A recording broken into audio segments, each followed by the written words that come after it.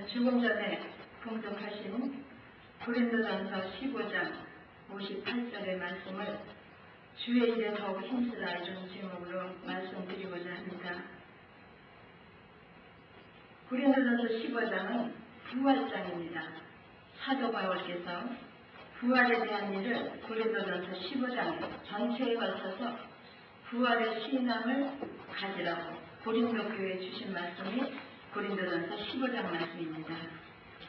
그러므로 조금 전에 읽어드린 그 말씀은 부활신자에 대한 권고라고 할 수가 있습니다. 부활신자, 우리들은 모두 부활할 그러한 신자들인데 그들에게 권고하신 말씀이라고 하겠습니다. 그러므로 이것은 지금까지 내가 부활을 말했으므로 부활을 믿는다면 이런 뜻이 되는 것입니다. 기독교는 부활의 종교입니다. 부활이 없다면 우리 믿는 것은 다 헛된 것입니다. 이 세상만이면 믿는 사람들이 부활이 있다고 믿는 사람들이 가장 불쌍한 자라고 사도 바울이 말씀했습니다. 정말 기독교는 부활의 종교인데 부활을 믿는가 믿지 않는가 이것이 문제일 것입니다. 사람들이 인생들이 길을 가면서 자기의 길을 알지 못합니다. 이 지상에서 살다가 죽으면 어디로 가는가? 사람들은 복잡하니까 그냥 모르겠다 하고 죽어버리는 이런 불쌍한 사람들도 있는 것입니다. 그러나 기독교는 우리에게 그 길을 보여줬습니다. 인간은 3세계를 통해서 완성되는 것입니다. 어머니 뱃속에서 9달 동안 살다가 이 세상에 나왔습니다. 우리가 그 뱃속에 있으면서 정말 다음 세상에 있을 것을 생각했을까요? 우리는 지금 의식이 그 태아 때의 의식이 없기 때문에 우리는 어떤 의식을 가졌는지 알지 못합니다. 그러나 3세계를 통하여서 완성되는 것은 분명합니다. 이 지상에 있는 사람들이 어느 누구도 어머니 뱃속 세상을 거치지 않은 사람은 하나도 없는 것입니다. 어머니 뱃속에 있을 때 우리가 생각을 할 수 있었다면 거기에서는 아무 근심 걱정이 없습니다. 돈을 벌러 다닐 필요도 없고 가만히 탯줄을 달고 있으면 영양을 공급해서 편안히 먹고 사는 그런 세상이었습니다. 그리고 인구가 얼마나 됐을까요? 많았으면 많은 쌍둥이가 몇이죠? 6, 7, 더 되는지 모르지만 기껏해야 인구는 그 정도의 세상에서 우리가 이 세상 오기 전에 살고 있었던 것입니다. 그러나 정말 어떤 행동을 했습니까? 겨우 한다는 것이 머리를 들어서 박치게 하는 정도, 어머니의 배를 박치게 하는 그 정도의 행동밖에는 할 수 없는 그런 좁은 공간에서 살다가 이 세상으로 나왔던 것입니다. 아마 어머니 뱃속에서 태어날 때가 돼서 우는 것은 내가 이제 나가면은 죽는구나. 이 좋은 것을 버리고 어디로 가는 것인가 하고 우는지도 모르는데 이것은 제가 그냥 하는 말입니다. 정말 거기에 있을 때는 그 세상이 다인 줄 알았을 것입니다. 하지만 어머니 뱃속에서 이 세상에 태어나니까 얼마나 광활한 세계가 우리에게 펼쳐졌어요. 몇억 대는 몇십억 대는 인구가 있는 이 지구, 또 달이 있고 해가 있고 별이 있고 말할 수 없이 높은 하늘이 있는 이 아름다운 세상을 우리가 보게 된 것입니다. 어머니 뱃속에서 의식이 있었다면 거기서 나갈 때 이제 나는 죽는구나 이렇게 생각했을지도 모르겠습니다. 그러나 더 아름다운 세상이 우리 눈에 펼쳐진 것입니다. 이 말씀을 드리는 것은 우리가 이제 3세기 마지막 가는 세상, 바로 그것이 그런 비유로서 쉽게 말할 수 있기 때문에 말하는 것입니다. 사람들은 그렇기 때문에 그것을 하나님을 알지 못하는 사람들은 그냥 이 세상이 끝인 것으로 알고 아무렇게나 살다가 죽어버리지만 우리는 다행스럽게 뱃속에서는 하나님께서 우리에게 다음 세상에 있는 것을 알려주셨는지 아닌지 의식이 없지만 지금은 성경을 통하여서 우리에게 알려주셨습니다. 다음 세상에 있다는 것을 확실히 알려주셨습니다. 그런데 사람들은 말로만 해서는 믿지를 못합니다. 그러므로 하나님 한 분이 이 땅에 오셔서 인생에게는 부활이 있다. 육신을 입고 이 땅에 오셔서 사시다가 그가 육신으로 돌아가셨습니다. 장사 지낸 지 사흘 만에 다시 부활하셔서 우리에게 인생의 부활을 직접 보여주신 것입니다. 잠자는 자 중에서 주님께서 살아나셔서 우리가 고린도전서 15장 20절에 보면 그러나 이제 그리스도께서 죽은 자 가운데서 다시 살아 잠자는 자들의 첫 열매가 되셨더라. 인생들에게 부활이 있다는 것을 확증해 주신 것입니다.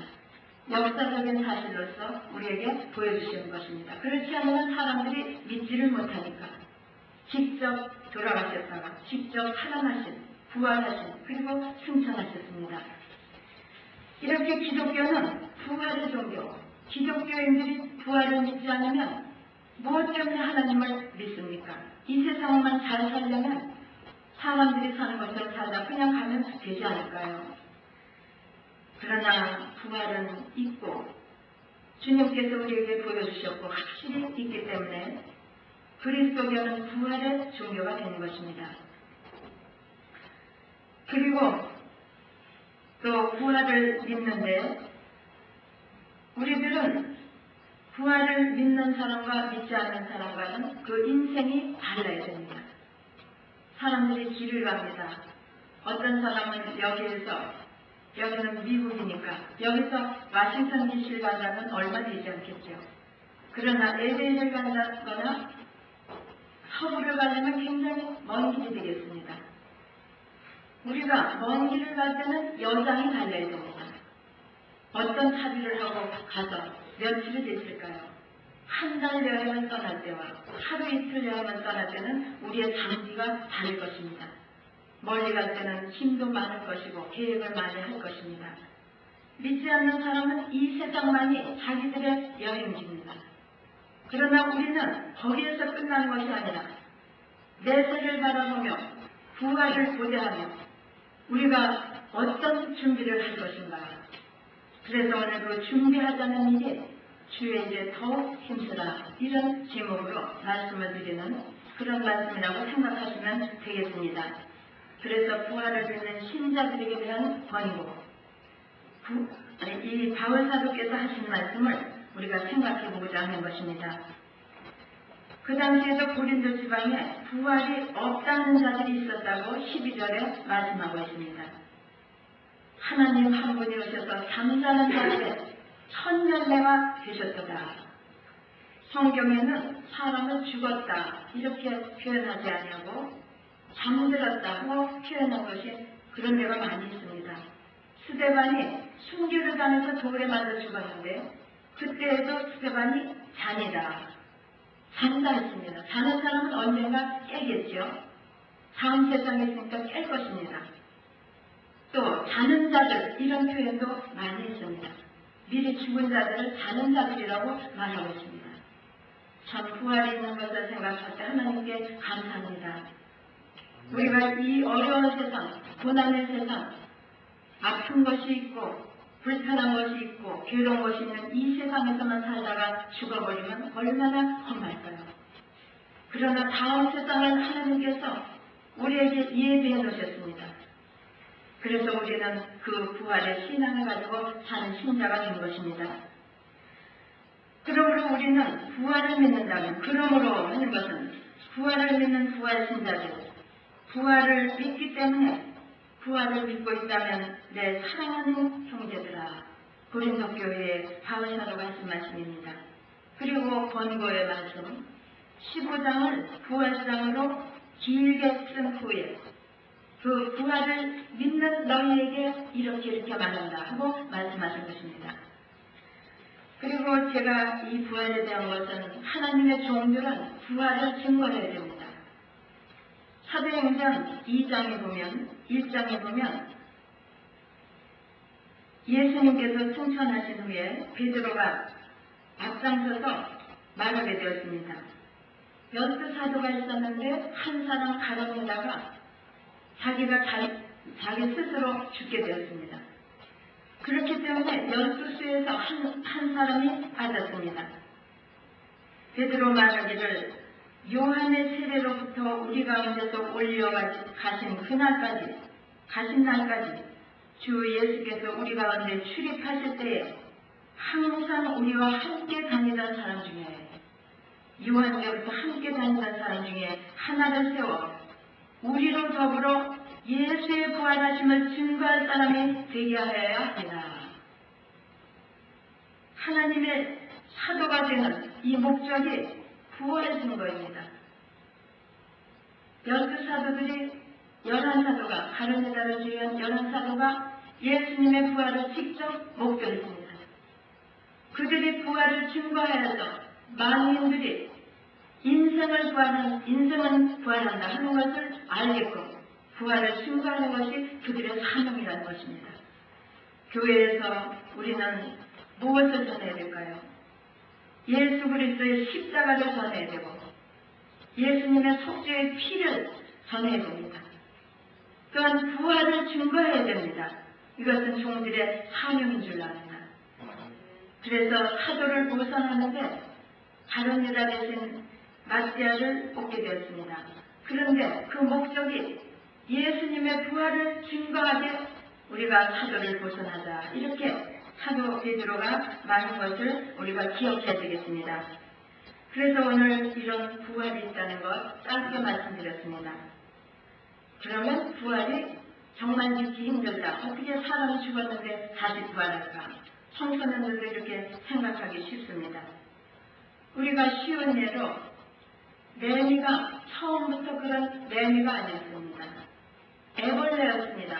꿈틀거리는 그런 보기 싫은 흉한 애벌레가 있다가 그 껍질을 터뜨리고 껍질은 벗어버리고 매미가 되어서 나무에 앉아서 맴맴 노래를 하게 된 것입니다. 나비도 마찬가지입니다. 그 애벌레 시절이 바로 우리와 같은 육신을 지닌 그런 시절이라고 하겠습니다. 이제는 거기에서 아름다운 모습을 가지고 영원한 나라에서 살게 될 것입니다. 부활을 믿으십니까? 부활을 믿어야 됩니다. 부활을 믿지 않으면 우리의 믿음이 헛것이라 했습니다.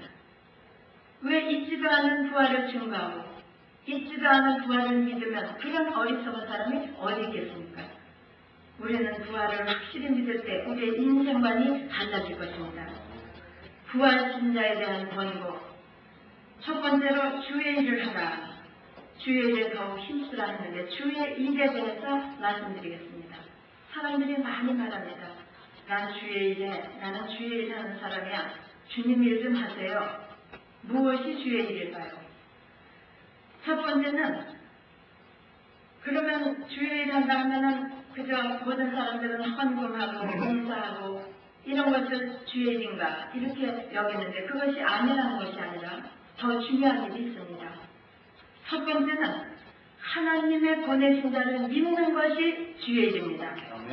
요한복음 6장 28절과 9절을 보면 아버지의 보내신 자를 믿는 것이다. 주의 일을 물었을 때 주의 일은 아버지의 보내신 자를 믿는 것이다. 이것이 하나님의 보내신 자를 믿는 것이 주의 일이라고 했습니다. 예수님을 믿는 것, 이것이 바로 주의 일입니다.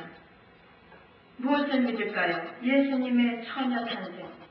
사람들은 믿지 않습니다. 처녀가 어떻게 아이를 낳아? 거짓말이야. 이것은 이사야도 이 말씀을 증거하였고 구약시대부터 처녀가 잉타하여 아들을 낳으리라. 사람들이 믿기 어렵기 때문에 귀한 선지자들이 일찌감치 예수님께서 처녀 탄생하실 것을 증거했습니다. 예언했습니다. 그 예언이 이루어진 것입니다. 주님의 탄생을 믿고 또 주님이 탄생하셨다가 돌아가셨습니다. 주님의 죽음 또한 부활하신 것, 승천하신 것, 또 재림하실 것, 이것을 믿는 것이 주의 일이다 하는 것입니다. 주의 일하면 꼭 몸으로 봉사, 물질로 봉사 이것만 주의 일인가? 가장 중요한 주의 일은 잘 믿는 것이라는 것입니다. 잘 믿되 예수님을 믿는 것, 예수님의 탄생과 승천과 부활과 세례를 믿는 이것이라고 하는 것입니다. 그러면 하나님의 보내신 자를 믿는 것이 정말 주의 일이 되는가 하나를 증거로 말씀드리겠습니다.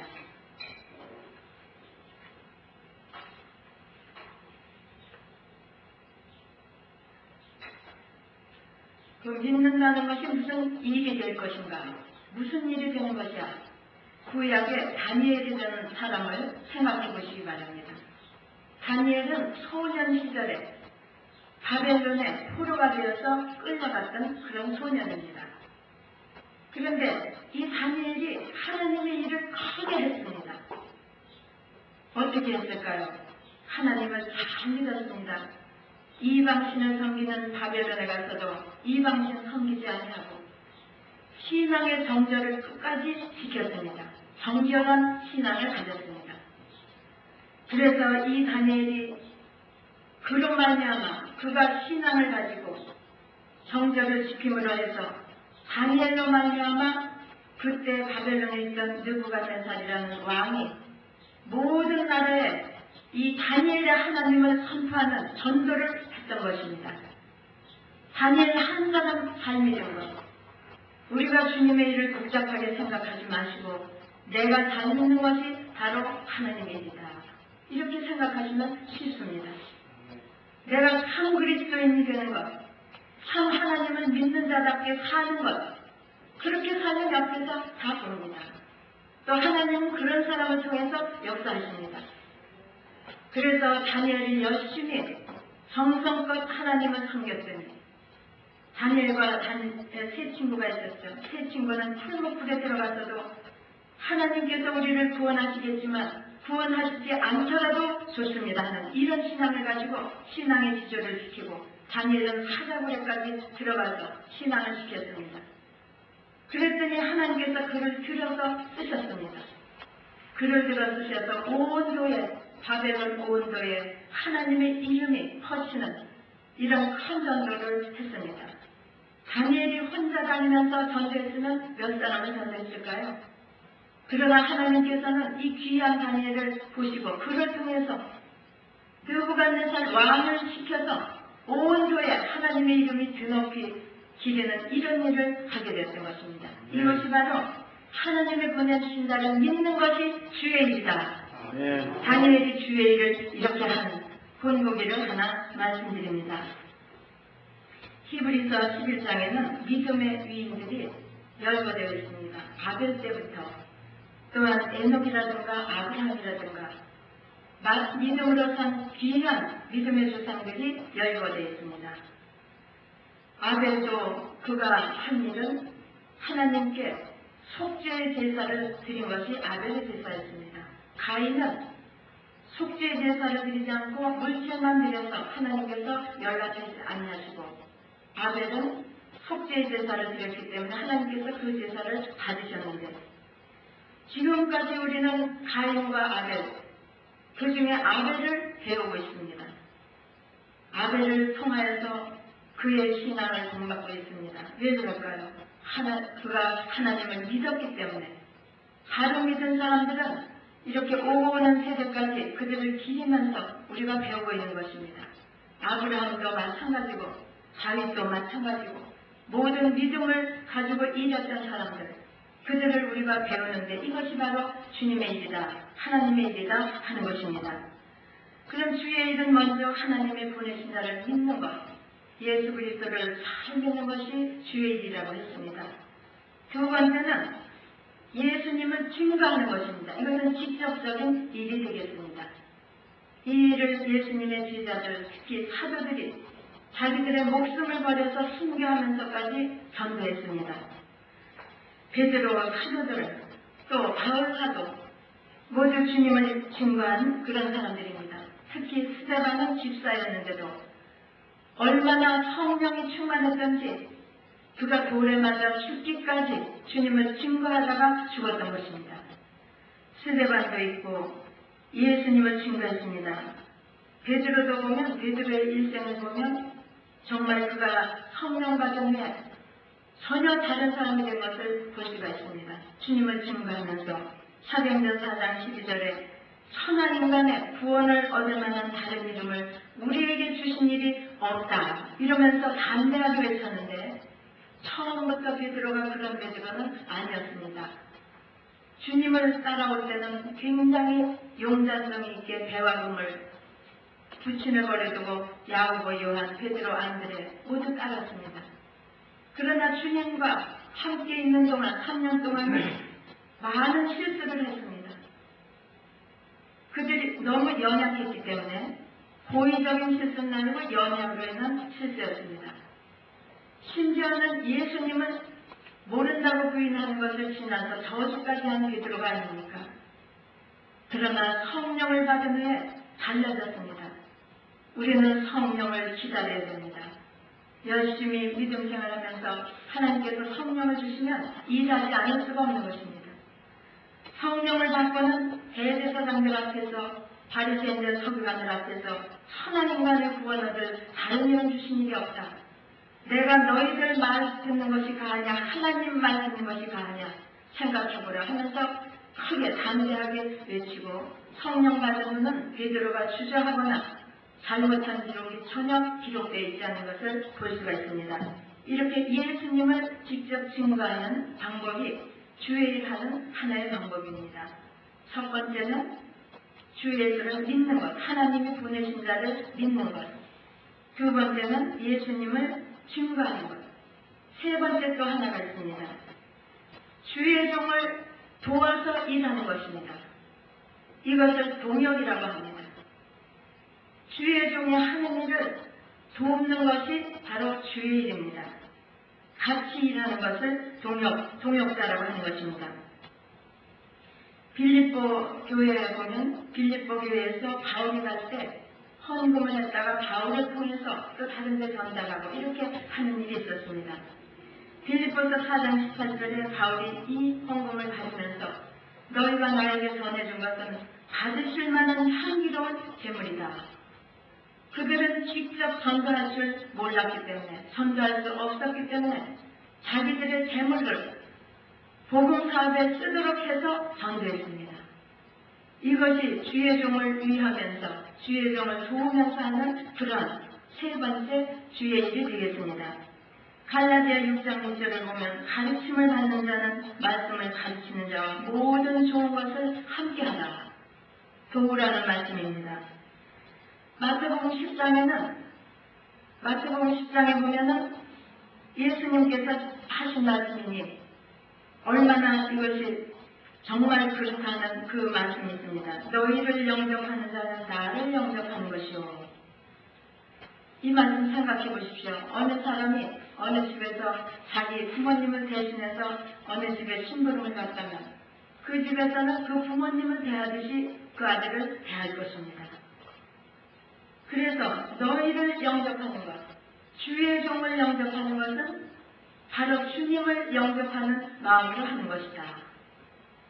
이렇게 주의 종을 위하는 일, 동역하는 일, 함께 도와서 일하는 방법이 있는 것입니다. 그것이 주의 일입니다.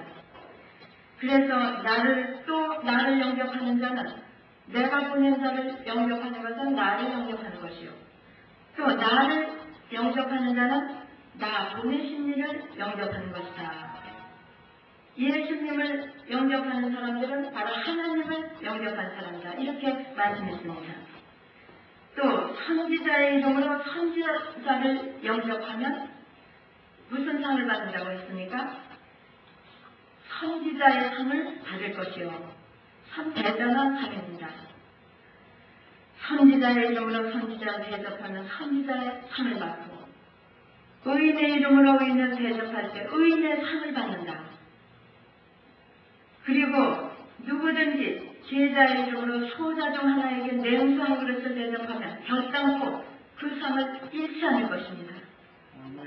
하나님의 일을 한다는 하나님의 하나님을 생각하면서 주의 종을 돕고 또 주님의 일하는 사람들을 도운 것은 냉수한 것일지라도 그 상을 잃지 않는 것입니다.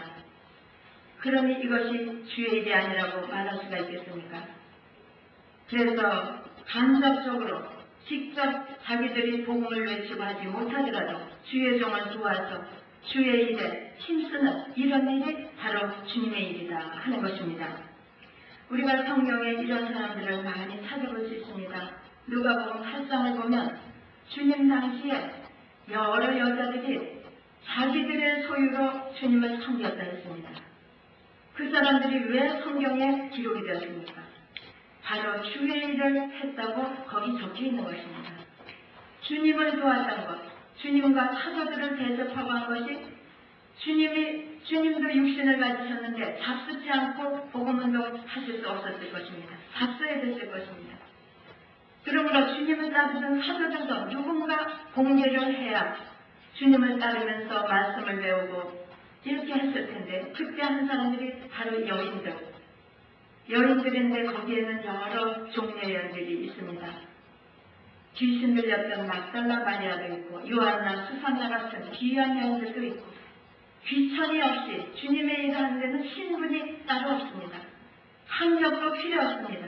주의 일 하는 데는 모두 힘을 합해서 주님의 종을 도와서 일하고 주의 일을 하면 나서서 일하는 것이 이것이 바로 주의 일입니다.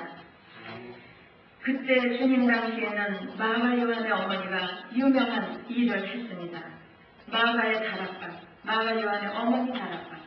항상 주님이 다니시던 집이 그리 많지 않았습니다. 마가 요한의 어머니 다락방에 가서 성만찬도 하시고 언제든지 그 집에 가서 쉬실 수 있는 이런 집이었고 대단히 마리아 집에 가시다가 시장하시는 들어가서 마르다가 요리해서 잡숫기도 하고 정말 주님을 도와서 일하던 이런 귀한 분들이 성경에 다 기록이 되어 있는 것입니다. 왜냐하면 주의 일을 했기 때문에 성경이 기록되어 있습니다. 또한 아리마대 요셉 같은 사람들이 아니라 사람, 아리마대 요셉, 그는 성경에 많이 기록이 되어 있지 않고 예수님 돌아가셨을 때 큰 일을 했습니다. 자기가 파놓은 새 무덤, 귀한 무덤에 예수님의 시신을 감당하는 그리고 당돌하게 예수님의 시신을 달라고 말할 수 있는 이런 믿음을 가지고 예수님의 장사를 감당했던 것입니다. 이것이 주의 일입니다. 전도했습니까? 그들은 입으로 전도하지 않았습니다. 행동으로 주의 일을 했던 것입니다. 또 니고데모도 향품을 가지고 나왔다 했습니다. 이렇게 귀한 분들이 성경에 많이 기록되어 있습니다. 바울을 돕던 브리스길라 아굴라, 바울이 장막 지을 때 같이 장막을 짓는 일을 하다가 바울을 만나서 은혜를 받고 바울을 도와서 바울이 가는 곳마다 다니면서 함께 일을 했습니다. 나중에 브리스길라라는 이 여인은 아볼로라는 대학자를 가르칠 수 있는 그런 사람이 됐던 것입니다. 루디아, 바울을 영접해서 은혜 받은 루디아는 그도 바로 동역자입니다. 바울의 동역자입니다. 빌립보 교회를 세우게 되었습니다. 주의 일하는 방법이 이렇게 세 가지 방법이 있는데 우리는 어느 방법으로 주님의 일을 하고 계십니까? 직접 나서서 주님을 증거하든지 하나님의 보내신 자를 믿는 일을 하든지 하나님의 보내신 자를 믿는 일을 하면 그 사람들은 세 번째 일을 꼭 하게 됩니다. 봉사, 충성하는 일을 아니할 수 없는 것입니다. 믿고 있는데 어떻게 그 일을 하지 않을 수가 있다는 것입니까? 그래서 주님의 종을 좋아해서 우리 예드림 교회는 우리 오키아 목사님 또 이태봉 목사님 귀한 종들이 계신 교회입니다. 두 종을 도와서 열심히 일하시는 그런 세 번째 일도 열심히 하시기를 바랍니다. 그리고 두 번째는 이제 주의 일에 대한 것을 세 가지로 말씀드렸습니다. 그러니까 어떤 분들은 나는 주의 일 할 줄 몰라요. 봉사밖에 몰라요. 이렇게 말씀하시는 분이 있는데 그 봉사가 바로 주의 일입니다. 정말 어떤 우리가 은혜를 받게 네 종류의 사람이 있습니다. 복음이 사복음이 있습니다. 마태, 마가, 누가, 요한. 계시록에 보면은 예수 하나님 보좌 영물들이 있는데 네 가지의 모양을 한 두 모양이 있는데 그것이 바로 사복음과 통하는 것입니다. 마태복음은 우리가 왕복음이라고 합니다. 사자복음. 하나님 주위의 영물들의 하나의 얼굴은 사자복음입니다. 그 다음에 마가는 종복음, 송아지복음이라고 합니다. 그래서 그러한 종과 같은 은혜를 받은 사람들을 마가복음적인 사람이라고 말하고 있습니다. 그 그림이 또 예수 하나님의 영물들 가운데 하나입니다. 세 번째는 인자. 인자는 지혜롭고 그런 모습을 말하는데 또 네 번째는 독수리 복음이 요한복음이라고 하죠. 독수리는 신령한 것을 말합니다. 그래서 봉사를 해도 이 네 가지 중에 하나로서 대개가 일하게 됩니다.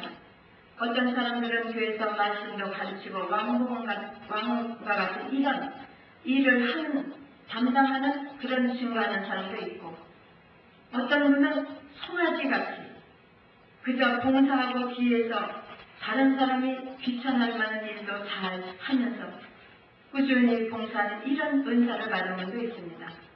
지혜가 있어서 인자 같은 그러한 면을 감당하는 이도 있고 또 신령한 기도를 하는 독수리 같은 이런 것을 담당해서 일하는 네 가지 형태가 있다는 것을 알아야겠습니다. 완전한 사람은 이 네 가지를 다 갖춘 사람입니다. 봉사도 할 수 있고 왕 같은 이러한 권세도 있고 모든 것을 다 갖춘 사람이 완전하지만 다 하지 못할 때는 한 가지라든지 두 가지라든지 이런 종류의 일들을 하게 되는 것입니다. 그래서 주의 일에 대해서 세 가지를 제가 말씀드렸습니다. 그리고 두 번째는 더욱 힘쓰다. 더욱 힘쓰는 자들이 되라. 주의 일을 더욱 힘쓰라 했습니다. 그러면 더욱 힘쓸 일에 대해서 몇 가지 설명이 있습니다. 견고하며 그러므로 오늘 사랑하는 형제들아 견고하며 더욱 힘쓰는데 견고해서 더욱 힘쓰라 했습니다. 견고는 무엇입니까? 견고한다는 것은 아주 흔들림이 없는 것이죠. 마태복음 7장의 반석 위에 세운 집처럼 흔들림이 전혀 없이 그렇게 견고해서 더욱 힘써야 된다. 주의 일에 더욱 힘써야 된다. 이런 말씀입니다. 사도행전 1장 8절에 오직 성령이 너희에게 임하시면 성령 받고 일하는 견고한 그런 증거자가 됩니다. 그러나 성령 받지 못하고 증거하면 견고한 그런 증거자는 될 수가 없는 것입니다. 고린도전서 1장 1절에는 그리스도의 증거가 너희 중에 견고케 되어 또 에베소서 6장 11절에는 하나님의 전신 갑주를 취하라. 이것이 다 견고한 믿음을 가지는 것입니다. 흔들리지 않는 것입니다. 유다서 20절에는 너희는 너희의 지극히 거룩한 믿음 위에 자기를 건축하며 지극히 거룩한 믿음 위에 자기를 건축하라. 이것이 견고한 믿음이라는 것을 유다서에서 말씀하고 있습니다. 그러므로 더욱 힘써야 되는데 견고해서 이렇게 주의 일에 힘쓰라. 그리고 두 번째는 흔들리지 말며 견고하면 흔들리지 않습니다. 흔들리지 말라. 이 세상은 흔들리기 쉬운 세상에 우리가 살고 있습니다. 기독교계에도 흔드는 것이 많이 있습니다. 거짓 선지자들, 거짓자들이 자기들이 가장 신령한 척하면서 다니면서 신자들을 흔들어 놓습니다. 잘못된 대로 인도합니다. 흔들리지 말아야겠습니다. 흔들리는 것은 신앙의 지조가 없는 것을 말하는 것입니다. 쭉정이 같고 가라지 같은 것. 그러면은 잘 흔들립니다. 우리가 주님의 일을 할 때 더욱 힘써서 할 때는 이런 준비가 필요한 것입니다. 견고하고 흔들리지 말라. 그리고 당을 짓고 성령을 얻는 자, 이런 사람들이 유다서 19절에 보면 이단으로서 돌아다닌다고 했습니다. 이들에게 미혹당하는 사람들은 흔들리는 사람들입니다. 다른 정도를 떠나서 성경을 떠나서 다른 것으로 미혹하는 것은 모두 잘못된 것이기 때문입니다. 우리는 이단에 유혹되지 않는 또 잘못된 성경과는 흔들리지 않는 이런 믿음을 가져야겠습니다. 세 번째는 항상 하라. 주의 일에 항상 주의 일에 더욱 힘쓰는 자들이 되라. 견고하고 든든하고 흔들리지 말고 항상 하라. 어떤 때는 조금 하다가 기분이 좋을 때는 주님의 일이라고 좀 하다가 또 내가 기분이 나쁠 때는 그냥 안 하다가 이렇게 하지 말고 항상 하라. 여일하게 하라는 것입니다. 우리가 천국에 갈 때까지 하는 것입니다. 이 세상에서 마치는 일이 절대 아닙니다. 선한 싸움을 싸우라. 표대를 향해서 달리라. 이것이 항상 하는 것입니다. 고린도전서 9장 24절에서 27절에도 상 얻기 위해서 다름질하는 것을 권고했습니다. 그리고 자기를 쳐서 복종하게 하려 했습니다. 내 몸을 쳐 복종하게 하려 했습니다. 이렇게 항상 하는 것입니다. 이사야서 40장 31절에는 여호와를 앙망하는 자는 새 힘을 얻으리니 독수리에 날개치며 올라감 같을 것이요 다른 박질하여도 곤비치 아니하고 걸어와도 피곤치 아니하리로다. 하나님을 믿는 사람은 항상 하는 것입니다. 독수리가 점점 날개치며 올라가는 것 같이 날마다 새 힘을 얻으면서 일하는 것입니다. 어제 주님의 일을 하나 했다면 오늘은 둘, 내일은 셋을 하는, 항상 하는, 날마다 더 하는 이런 은혜가 계시기를 바랍니다. 그리고 이제 말씀드릴 마지막은 세 번째, 결과가 있습니다. 처음에는 주의 일에 대해서 세 가지 말씀드렸습니다. 주의 일은 하나님 보내신 자를 믿는 것, 그러므로 부활도 거기에 속합니다. 부활의 주를 믿는 것입니다. 그리고 부활의 주를 믿고 증거하는 것도 물론 직접적인 주의 일입니다. 그 다음에는 주님의 종들을 도와서 충성하는 이것이 주의 일이라고 했습니다. 그리고 이제 하는데 더욱 힘쓸 것은 견고한 데 힘쓰고 흔들리지 말고 항상 하고 이것 세 가지를 힘쓰라 했습니다. 그럼 이렇게 했으면 결과가 항상 있어야 됩니다. 어떤 일에든지 결과가 있어야 됩니다. 결과를 보겠습니다. 세 번째 결과는 우리가 부활이 없다면 이렇게 일해도 다 헛것입니다. 부활도 없는데 무슨 보람이 있겠습니까? 그렇지만 부활이 있기 때문에 헛되지 않은 일이라는 것입니다. 수고가 주 안에서 헛되지 않다고 했습니다. 너희 수고가 주 안에서 헛되지 않은 줄을 알미니라. 이렇게 일하면 절대 헛되지 않습니다. 냉성 그릇도 상 받는다고 하지 않았습니까? 절대 헛되지 않습니다. 갈라디아서 6장 9절에는 우리가 선을 행하되 낙심하지 말지니 피곤하지 아니하면 때가 이르면 거두리라. 선도 악도 다 거둡니다. 정말 하나님은 얼마나 세밀하신 분인지 우리 마음도 살피시고 우리 행동도 살피시고 말도 살피시고 이단 심판 때에도 우리가 한다는 기뻐하리라. 직접 다루한답니다. 부끄러운 말한 사람은 그 말을 부끄러워서 어떻게 하겠습니까? 그렇게 심판대 앞에서 기뻐한다 했습니다. 그런데 수고가 헛되지 않다는 것, 하나님 일 위해서 수고한 것도 헛되지 않지만 악한 일 한 것도 그것도 헛되지 않아서 그 보응이 있다는 것, 이것도 알아야 되겠습니다. 그런데 그 결과는 첫 번째는 세상에서도 여러 배를 받는다 했습니다. 그 말씀은 마태복음 19장 29절에 있습니다. 내 이름을 위하여 집이나 형제나 자매나 부모나 자식이나 전토를 벌인 자마다 여러 배를 받고, 여기서 버렸다는 것은 오해하지 마시기 바랍니다. 하나님 믿는 사람이 형제자매 부모를 버리면 되겠습니까? 이것은 하나님보다 높이 두지 않는 것을 말합니다. 하나님 일을 첫째로 하고 그 다음에 형제자매 부모, 자기 친척 이렇게 되는 것을 말하는 것이지 여기서 버렸다니까 진짜 버린 것으로 아시지 말기를 바랍니다. 이 사람들은 여러 배를 받는다 했습니다. 하나님이 큰 축복을 주십니다. 교회에 헌금하면 손해가 나고 가난해질까요? 아닙니다. 너희가 11조를 드려보라. 쌓을 곳이 없도록 복을 부어주시리라. 말라기서에 있는 말씀입니다. 여러 배를 받고 충성하는 것도 여러 배를 받습니다. 또 두 번째는 뭘 받습니까? 영생을 얻는다 했습니다. 영생을 상속합니다. 영생, 영원히 사는 것입니다. 세상에서도 받고 또 다음 천국에 가서도 받고 영생을 받습니다. 영생을 얻습니다. 영원히 사는 생을 얻는데 여기에서도 상이 다 다르다는 것입니다.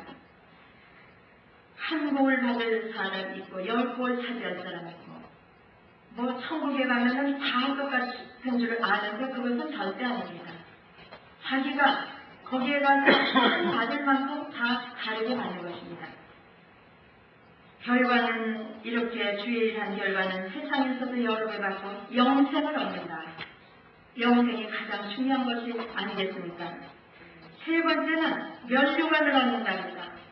저는 여태 면류관을 못 써봤는데 좀 써봤으면 좋겠습니다. 면류관을 얻는다고 성경이 기록이 되어 있는데 세 가지 면류관이 나옵니다. 의의 면류관, 디모데후서 4장 8절 이제 후로는 나를 위하여 의의 면류관이 예비되었으므로 바울 사도는 의의 면류관이 예비되었다고 말씀했습니다. 주 곧 의로우신 재판장이 그날에 내게 주실 것이니 내게만 아니라 주의 나타나심을 삼하는 모든 자에게다. 주님의 재림 기다리는 모든 사람들에게 이 의의 면류관을 주신다고 했습니다. 두 번째는 생명의 면류관이 있습니다. 계시록 1장 10절 내가 죽도록 충성하라. 그리하면 내가 생명의 면류관을 내게 주리라. 면류관을 쓰게 됩니다. 세 번째는 영광의 면류관이 있습니다. 베드로전서 5장 4절 그리하면 목자장이 나타날 때에 시들지 아니하는 영광의 면류관을 얻으리라. 참 좋은 것도 주시죠. 이 세상에서 사람은 겨우 상을 좀 조금 주고 그걸로 마는데 하나님께서는 우리에게 이렇게 세상에서도 축복하시고 영생도 얻게 하시고 면류관도 주시고 너무나도 우리가 한 것에 비해서 풍부하게 우리에게 베풀어 주시는 것 같습니다. 우리는 참 얻기를 힘써야겠습니다. 운동장에서 다름질하는 사람들이 상 얻기 위해서 달리지 않습니까? 믿음의 경주를 해야 되겠습니다.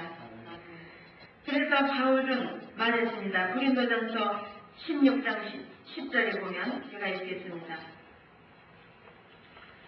디모데가 이루어진 너희는 조심하여 저를 두려움이 없이 너희 가운데 있게 하라. 이는 저도 나와 같이 주의 일을 힘쓰는 자입니다.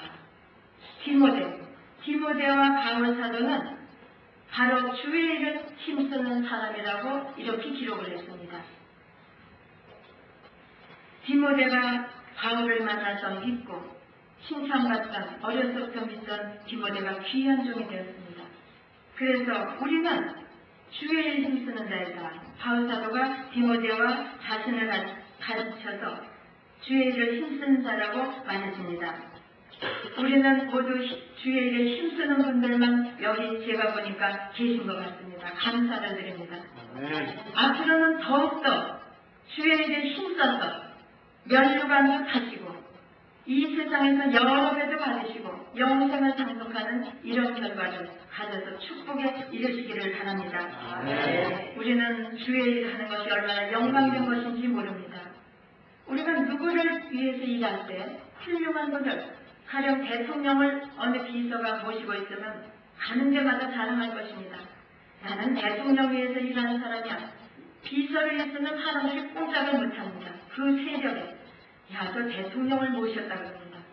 저도 목사님을 40년 모실 때 제가 참 세력이 대단했어요. 무서운 얘기지만 뭐든지 목사님께 청을 하려면 저한테 하는 겁니다. 목사님, 우리 목사님 언제 좀 만날까요? 언제 식사 대접하고 싶은데 언제 할까요? 저한테 다 허락을 받아요. 제가 목사님이 아닌데도. 그러니까 제가 아주 목사님처럼 목사님께 여쭤봐서 또 이렇게 대답하긴 하지만 그런데 우리들은 주의 일을 힘쓰는 그런 사람이니 누구를 위하는 사람입니까? 하나님을 위하는 사람이니 대단한 분을 모시고 일하는 사람입니다. 이 일을 한 것을 왜 영광으로 알지 않고 이것을 귀찮게 여기는 사람이 혹시 있다면 잘못 생각한 것이겠죠. 우리는 이 말세가 되고 더더군다나 부활을 믿는다면 주의 일에 더욱 힘쓰는 그런 성도들이 다 되시기를 바랍니다. 기도하겠습니다.